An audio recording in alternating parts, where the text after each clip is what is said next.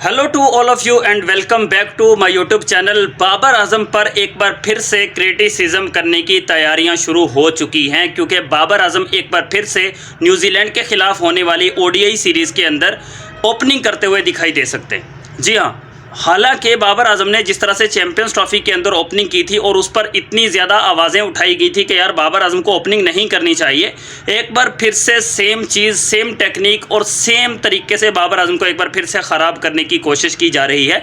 क्योंकि न्यूजीलैंड के खिलाफ होने वाले पहले ओडीआई मैच के अंदर बाबर आजम ही ओपनिंग करते हुए दिखाई देंगे और बाबर आजम का साथ देने के लिए आएंगे अब्दुल्ला शफीक। तो बाबर एंड अब्दुल्ला ये दोनों पाकिस्तान की तरफ से ओडीआई फॉर्मेट में ओपनिंग करते हुए दिखाई देंगे, जिसकी रीज़न एक ही है।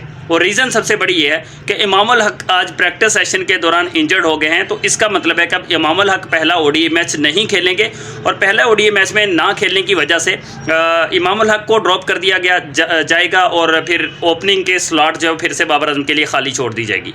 एक तो उस बंदे से परफॉर्मेंस नहीं आ रही, पहले ही उस पर इतना ज़्यादा क्रिटिसिज्म, और ये एक बार फिर से उस पर क्रिटिसिज्म के लिए उंगलियां उठाई जा रही हैं। लेकिन एक चीज़ थोड़ी सी अच्छी हुई है और वो अच्छी चीज़ ये हुई है कि उस्मान खान और हारिस रऊफ ये दोनों पाकिस्तान के ओडीआई के स्क्वाड के अंदर जो है वो शामिल हो गए और अब इनकी इस शमूलियत के बाद ये लगता है कि शायद बाबर आजम के ऊपर से जो ओपनिंग का बोझ है वो शायद उतर जाए।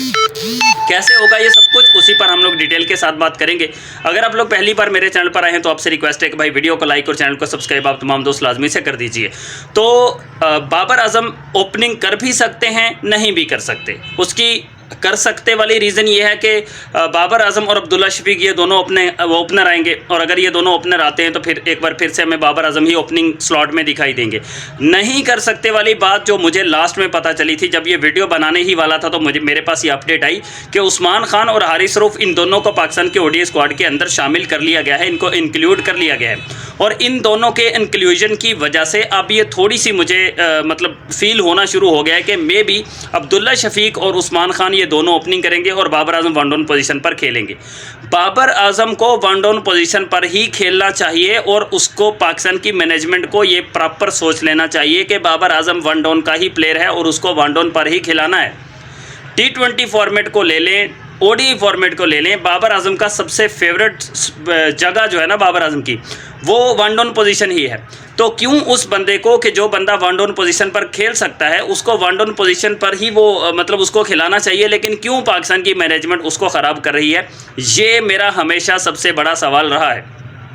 मैनेजमेंट से भी, आकिब जावेद से भी और उन तमाम क्रिकेट चलाने वालों से भी कि जिन्होंने बाबर आजम को जानबूझकर ड्रॉप करने की, बाबर आजम को जानबूझकर ख़राब करने की साजिशें की। कभी बाबर को ओपनर भेज रहे हैं, कभी बाबर के साथ कुछ कौन सा ओपनर आ रहा है, कभी बाबर को के साथ क्या कर रहे हैं, कभी बाबर को ड्रॉप करके इसको लेके आ रहे हैं, कभी ये बातें करें कि हमें बाबर का रिप्लेसमेंट मिल गया।